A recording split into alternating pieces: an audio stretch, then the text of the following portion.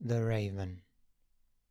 Once upon a midnight dreary, while I pondered weak and weary over many a quaint and curious volume of forgotten lore, while I nodded nearly napping, suddenly there came a tapping, as of someone gently rapping at my chamber door.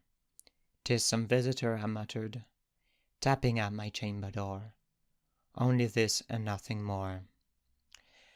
Distinctly I remember, it was in the bleak December, and each separate dying ember wrought its ghost upon the floor. Eagerly I wished the morrow, vainly I had sought to borrow from my books surcease of sorrow, sorrow for the lost Lenore, for the rare and radiant maiden whom the angels name Lenore, nameless here forevermore. And the silken, sad, and certain rustling of each purple curtain thrill me, fill me with fantastic terrors never felt before, so that now to still the beating of my heart has stood repeating, "'Tis some visitor entreating entrance at my chamber door, some late visitor entreating entrance at my chamber door. This it is and nothing more." Presently my soul grew stronger, hesitating then no longer. "Sir," said I, "or madam, truly your forgiveness I implore. But the fact is I was napping, and so gently you came rapping, and so faintly you came tapping at my chamber door, that I scarce was sure I heard you. Here I opened wide the door. Darkness there and nothing more." Deep into that darkness peering, long I stood there wondering, fearing, doubting, dreaming dreams no mortal ever dared to dream before.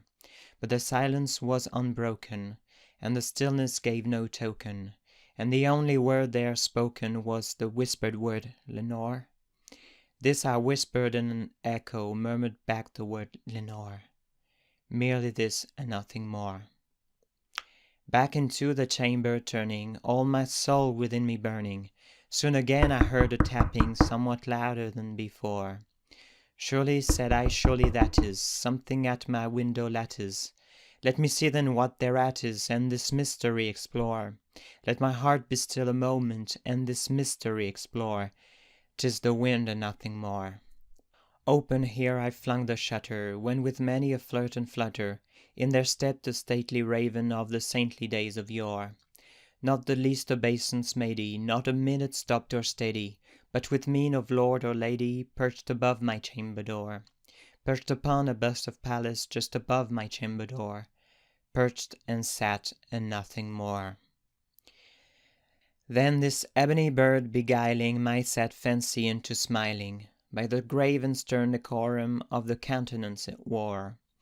"Though thy crest be shorn and shaven, thou, I say, art shown no craven, ghastly grim and ancient raven, wandering from the nightly shore.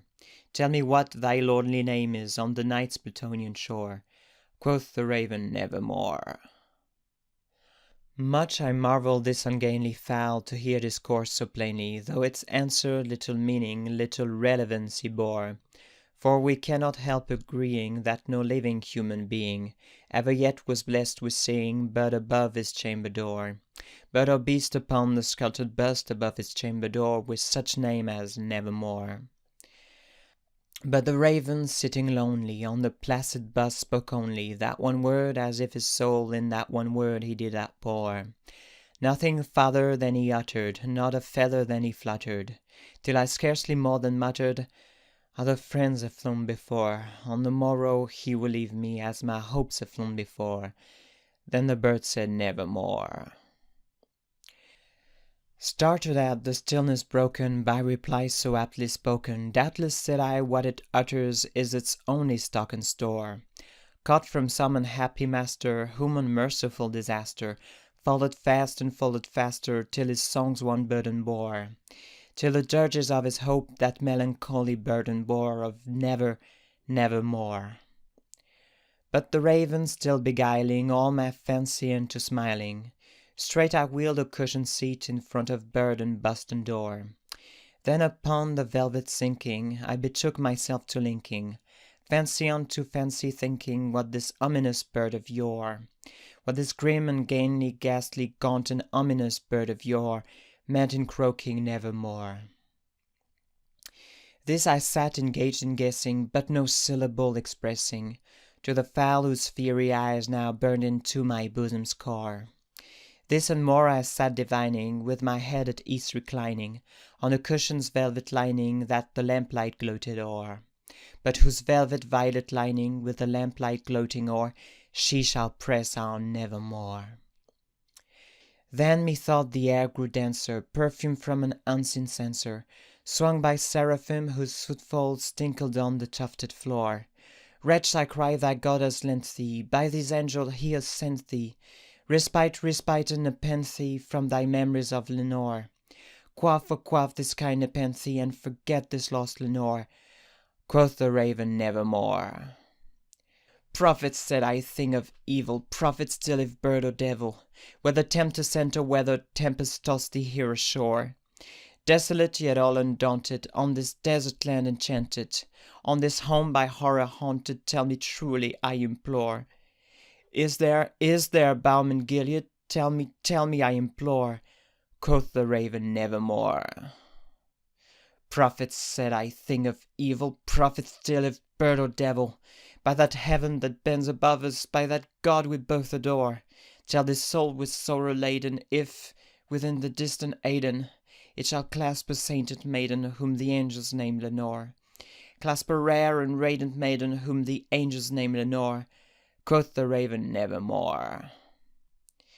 Be that word as sign of parting, bird or fiend, I shrieked upstarting, get thee back into the tempest and the night's Plutonian shore.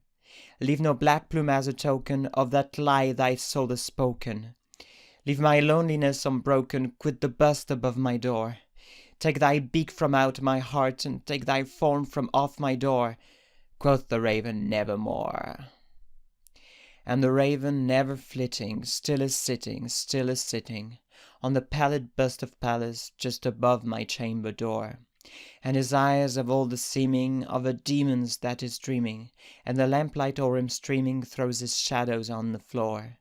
And my soul from out that shadow that lies floating on the floor shall be lifted nevermore.